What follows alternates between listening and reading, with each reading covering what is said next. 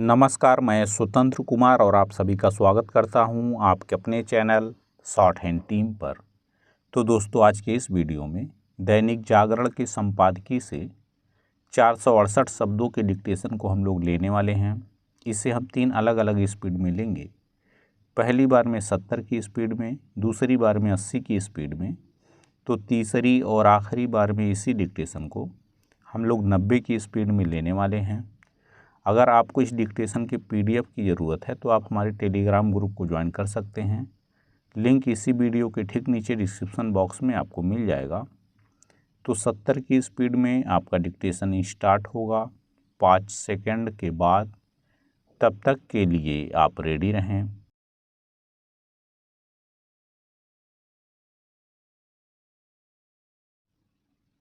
Start.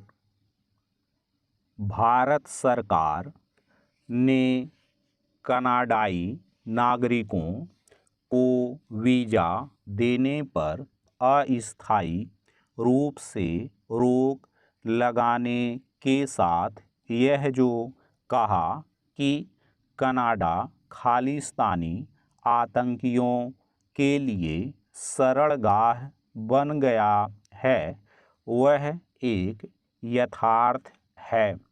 Bharat ने यह कहकर कनाडा को आईना दिखाने का ही काम किया कि उसे खालिस्तानी आतंकियों को लेकर बार बार सूचना दी गई, लेकिन उसने उनके खिलाफ कभी कोई कार्रवाई नहीं की।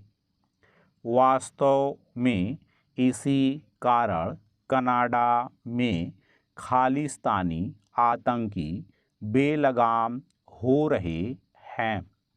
वे हिंदू मंदिरों को निशाना बनाते हैं और भारतीय राजनयिकों को मारने की खुलेआम धमकियां देते हैं, लेकिन कनाडा सरकार कुछ नहीं करती। खालिस्तान समर्थक हिंसा का महिमा मंडन करने के साथ भारत के टुकड़े टुकड़े करने की धमकी देते हैं, लेकिन जस्टिन ट्रूडो सरकार की सेहत पर कोई असर नहीं पड़ता। प्रधानमंत्री जस्टिन ट्रूडो इन सब हरकतों को जिस बेशर्मी से अभिव्यक्ति की आज़ादी करार देते हैं, उससे यही पता चलता है कि वह वोट बैंक के लालच में खालिस्तानी तत्वों के समक्ष नतमस्तक हैं। यह ठीक है कि वह कनाडा में बसे सिखों को अपने लिए एक बड़ा वोट बैंक मानते हैं, लेकिन उन्हें यह पता होना चाहिए कि मुट्ठी भर सिख ही खालिस्तान समर्थक हैं। कनाडा में जिस तरह बड़ी संख्या में खालिस्तानी आतंकी सक्रिय हैं, उसे देखते हुए इस नतीजे पर पहुंचने के अलावा और कोई उपाय नहीं कि वह भारत विरोधी तत्वों को संरक्षण देने के मामले में पाकिस्तान से भी आगे निकल गया है। कनाडा में खालिस्तानी आतंकियों के साथ भारत से भागे कई गैंगस्टरों को भी पनाह मिली हुई है। पैरा, क्या यह विचित्र नहीं कि भारत में वांछित खालिस्तानी आतंकी हरदीप सिंह निज्जर की हत्या में जस्टिन ट्रूडो को भारतीय एजेंट का कथित हाथ तो दिख गया, लेकिन वह इस सिलसिले में कोई प्रमाण देने की स्थिति में नहीं हैं। बिना प्रमाण उन्होंने भारत पर अनर्गल आरोप लगाकर अपने यहाँ के खालिस्तानियों को भले ही खुश कर दिया हो, लेकिन खुद अपनी फजीहत करा बैठे हैं। इसकी अनदेखी नहीं की जा सकती कि इस मामले में उन्हें पश्चिमी देशों से वैसा समर्थन नहीं मिला जैसा वह चाह रहे थे। यदि उनके पास कोई ठोस प्रमाण है तो उन्होंने वे भारत को क्यों नहीं दिए? जस्टिन ट्रूडो इससे अच्छी तरह परिचित हैं कि कनाडा में खालिस्तानियों के कई गुट हैं और वे एक दूसरे पर हमले करते रहते हैं। खुद कनाडा की एजेंसियां यह मान रही हैं कि निज्जर की हत्या उसके किसी विरोधी गुट ने की, लेकिन जस्टिन ट्रूडो ने राजनीतिक कारणों से उसमें भारत का हाथ देखना पसंद किया।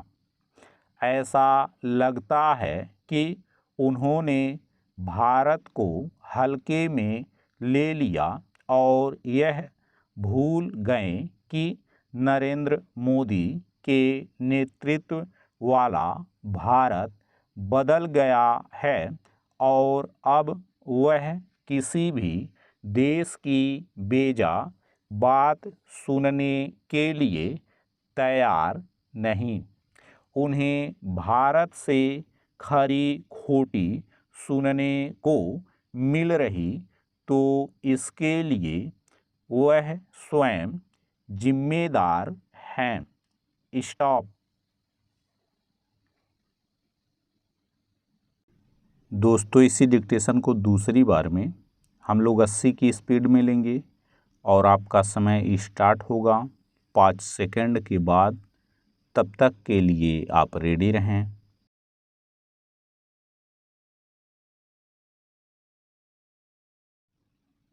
स्टार्ट।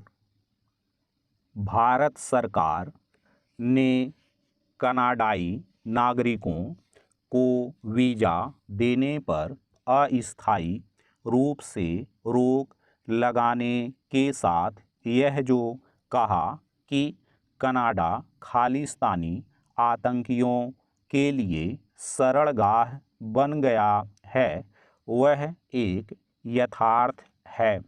भारत ने यह कहकर कनाडा को आईना दिखाने का ही काम किया कि उसे खालिस्तानी आतंकियों को लेकर बार बार सूचना दी गई, लेकिन उसने उनके खिलाफ कभी कोई कार्रवाई नहीं की। वास्तव में इसी कारण कनाडा में खालिस्तानी आतंकी बेलगाम हो रहे हैं। वे हिंदू मंदिरों को निशाना बनाते हैं और भारतीय राजनयिकों को मारने की खुलेआम धमकियां देते हैं, लेकिन कनाडा सरकार कुछ नहीं करती।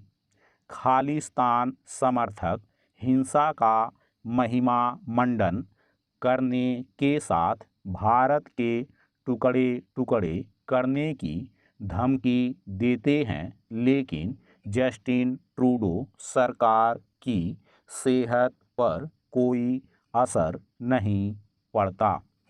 प्रधानमंत्री जस्टिन ट्रूडो इन सब हरकतों को जिस बेशर्मी से अभिव्यक्ति की आज़ादी करार देते हैं उससे यही पता चलता है कि वह वोट बैंक के लालच में खालिस्तानी तत्वों के समक्ष नतमस्तक हैं।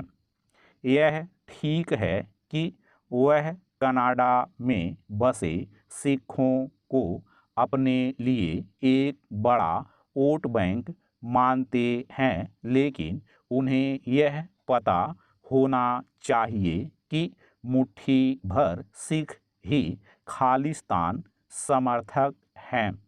कनाडा में जिस तरह बड़ी संख्या में खालिस्तानी आतंकी सक्रिय हैं, उसे देखते हुए इस नतीजे पर पहुंचने के अलावा और कोई उपाय नहीं कि वह भारत विरोधी तत्वों को संरक्षण देने के मामले में पाकिस्तान से भी आगे निकल गया है।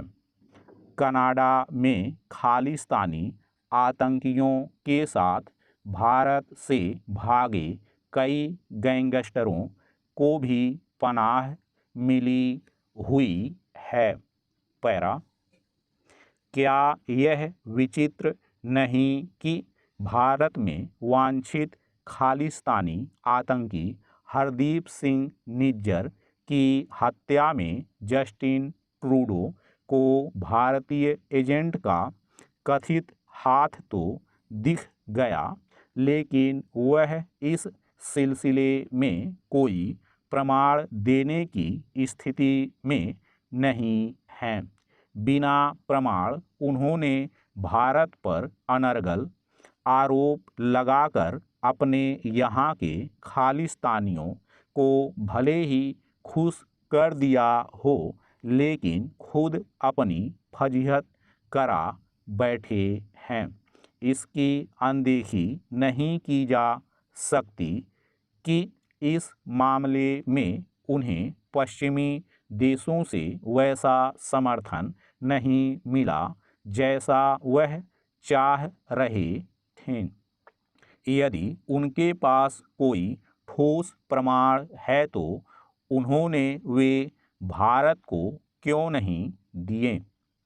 जस्टिन ट्रूडो इससे अच्छी तरह परिचित हैं कि कनाडा में खालिस्तानियों के कई गुट हैं और वे एक दूसरे पर हमले करते रहते हैं। खुद कनाडा की एजेंसियां यह मान रही हैं कि निज्जर की हत्या उसके किसी विरोधी गुट ने की, लेकिन जस्टिन ट्रूडो ने राजनीतिक कारणों से उसमें भारत का हाथ देखना पसंद किया। ऐसा लगता है कि उन्होंने भारत को हल्के में ले लिया और यह भूल गए कि नरेंद्र मोदी के नेतृत्व वाला भारत बदल गया है और अब वह किसी भी देश की बेजा बात सुनने के लिए तैयार नहीं। उन्हें भारत से खरी खोटी सुनने को मिल रही तो इसके लिए वह स्वयं जिम्मेदार हैं। स्टॉप।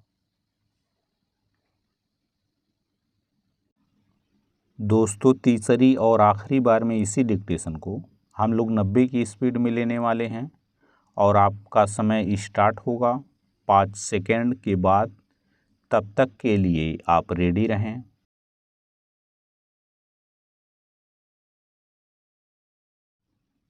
स्टार्ट।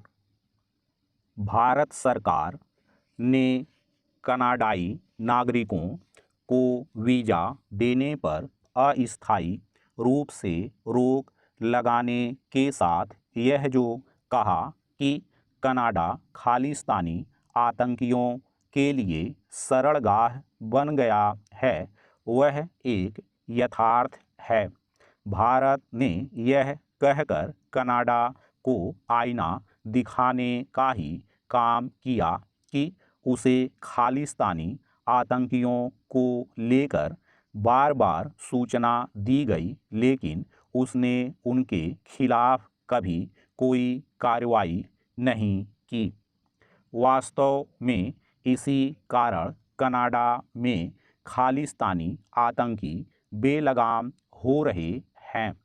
वे हिंदू मंदिरों को निशाना बनाते हैं और भारतीय राजनयिकों को मारने की खुलेआम धमकियां देते हैं, लेकिन कनाडा सरकार कुछ नहीं करती।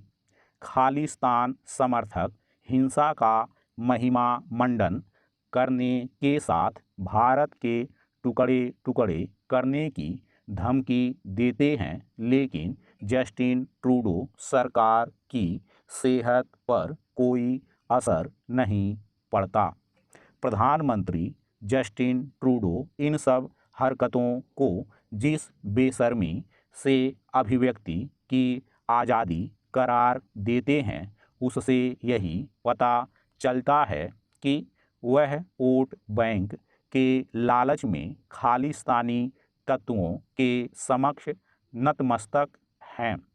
यह ठीक है कि वह कनाडा में बसे सिखों को अपने लिए एक बड़ा वोट बैंक मानते हैं, लेकिन उन्हें यह पता होना चाहिए कि मुट्ठी भर सिख ही खालिस्तान समर्थक हैं। कनाडा में जिस तरह बड़ी संख्या में खालिस्तानी आतंकी सक्रिय हैं, उसे देखते हुए इस नतीजे पर पहुंचने के अलावा और कोई उपाय नहीं कि वह भारत विरोधी तत्वों को संरक्षण देने के मामले में पाकिस्तान से भी आगे निकल गया है। कनाडा में खालिस्तानी आतंकियों के साथ भारत से भागे कई गैंगस्टरों को भी पनाह मिली हुई है। पैरा, क्या यह विचित्र नहीं कि भारत में वांछित खालिस्तानी आतंकी हरदीप सिंह निज्जर की हत्या में जस्टिन ट्रूडो को भारतीय एजेंट का कथित हाथ तो दिख गया, लेकिन वह इस सिलसिले में कोई प्रमाण देने की स्थिति में नहीं हैं। बिना प्रमाण उन्होंने भारत पर अनर्गल आरोप लगाकर अपने यहाँ के खालिस्तानियों को भले ही खुश कर दिया हो, लेकिन खुद अपनी फजीहत करा बैठे हैं। इसकी अनदेखी नहीं की जा सकती कि इस मामले में उन्हें पश्चिमी देशों से वैसा समर्थन नहीं मिला जैसा वह चाह रहे थे। यदि उनके पास कोई ठोस प्रमाण है तो उन्होंने वे भारत को क्यों नहीं दिए? जस्टिन ट्रूडो इससे अच्छी तरह परिचित हैं कि कनाडा में खालिस्तानियों के कई गुट हैं और वे एक दूसरे पर हमले करते रहते हैं।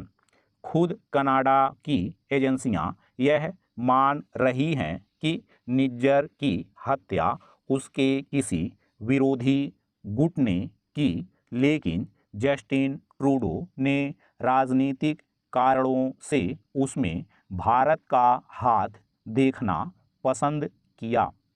ऐसा लगता है कि उन्होंने भारत को हल्के में ले लिया और यह भूल गए कि नरेंद्र मोदी के नेतृत्व वाला भारत बदल गया है और अब वह किसी भी देश की बेजा बात सुनने के लिए तैयार नहीं। उन्हें भारत से खरी खोटी सुनने को मिल रही तो इसके लिए वह स्वयं जिम्मेदार हैं। स्टॉप।